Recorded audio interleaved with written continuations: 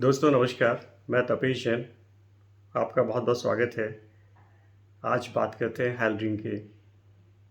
Health drink की जैसी बात करते हैं हमारे जहन में आता है बॉर्नविटा, कॉम्प्लान, बूस्ट एवं अन्य हेल्थ ड्रिंक्स।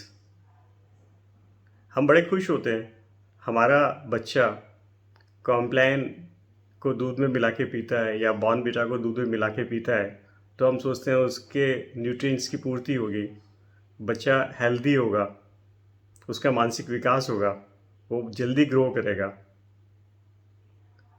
लेकिन क्या आपको मालूम है स्थिति इससे बिल्कुल विपरीत है, इससे बिल्कुल उलट है। जो रिसर्चेस हुई हैं उसमें ये ज्ञात हुआ है कि इसमें 80% से ऊपर शुगर की मात्रा होती है। इसके अलावा कुछ कोकोआ सब्सटेंसेस होते हैं, कुछ केमिकल्स होते हैं, कुछ प्रिजर्वेटिव्स होते हैं जिनसे हेल्थ को बहुत नुकसान होता है। आपको मालूम है शुगर की अधिक मात्रा अगर लेंगे तो डायबिटीज़ की बीमारी हो सकती है। इसके अलावा हाई ब्लड प्रेशर, बच्चों के दांत खराब हो सकते हैं, कैविटी लग सकती है। इसके अलावा कई अन्य हेल्थ हैज़ार्ड्स हैं, कई तरीके से हेल्थ को नुकसान पहुंच सकता है। तो इन हेल्थ ड्रिंक्स की जब हम बात कर रहे हैं तो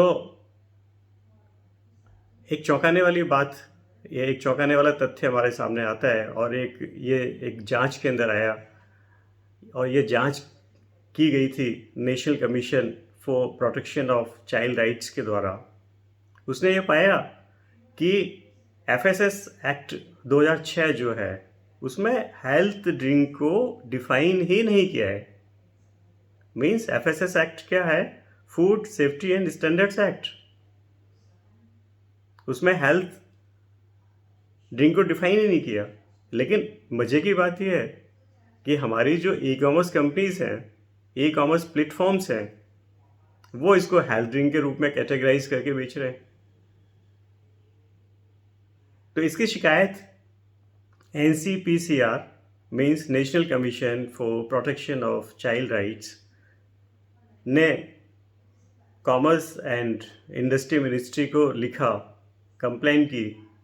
इससे पूर्व इन कंपनीज को नोटिसेस NCPCR के द्वारा दिए जाते रहे, लेकिन कोई बात बनी नहीं। अल्टीमेट ये जांच हुई कि भाई हेल्थ ड्रिंक की डेफिनेशन में नहीं है, तो हेल्थ ड्रिंक की डेफिनेशन से हटाएंगे।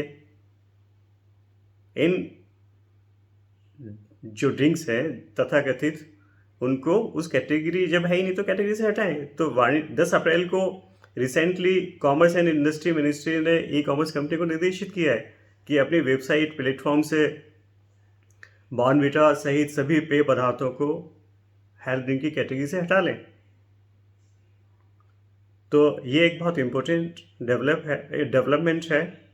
और इन कंक्लूज़न ये अब हमारी जिम्मेदारी बनती है कि हम इन हेल्थ ड्रिंक्स के जो भ्रामक विज्ञापन हैं, जो मार्केटिंग है, उससे प्रभावित ना हो और हम ये डिसाइड करें कि हमारे बच्चे, युवा, बुज़ुर्गों के हित में क्या है, उनके स्वास्थ्य की दृष्टि से हित में क्या है, तो उसके अनुरूप पूर्णतः जांच करने के पश्चात ही प्रोडक्ट्स का उपयोग करें। तो बेटर तो ये है कि हम प्रिस्क्रिप्शन किसी भी हेल्थ, बच्चे की हेल्थ है या युवा की हेल्थ है या से बुजुर्ग की हेल्थ है, तो उसमें सप्लीमेंट्स की पूर्ति चाहते हैं तो डॉक्टर्स की सलाह के अकॉर्डिंग करें। हम खुद डिसाइड नहीं करें, हम खुद इन विज्ञापनों के भ्रमजाल में नहीं उलझें। ये बहुत ज़रूरी है। और मैं समझता हूँ कि ये जो कंपनीज़ है जो हेल्थ प्रोडक्ट्स बनाती हैं इनका मार्केट बहुत ज़्यादा है, तो इनको तो इसी में फ़ायदा है कि इनका मार्केट शेयर बढ़ता रहे। अभी इनका जो मार्केट शेयर है वो 4.7 बिलियन डॉलर है लगभग, और ये 8-9% की दर से ग्रो होने की संभावना है। तो अल्टीमेट इनसे नुकसान हमें होगा, तो ये हमारा दायित्व है। साथ ही ये जो मैन्युफैक्चरर हैं इन प्रोडक्ट्स को बनाते हैं उनका भी दायित्व है कि वो समीक्षा करें और जो डायरेक्शंस हैं कॉमर्स एंड इंडस्ट्री मिनिस्ट्री के उसके अनुरूप व्यवहार करें, अपने प्रोडक्ट्स की लेबलिंग में बदलाव करें और सही दिशा पेरेंट्स को दें, ताकि बच्चों, युवा और जो एडल्ट्स हैं उनकी हेल्थ के साथ कोई खिलवाड़ ना हो। बस इतना ही। नेक्स्ट हम डिस्कस करेंगे अन्य टॉपिक। Thank you.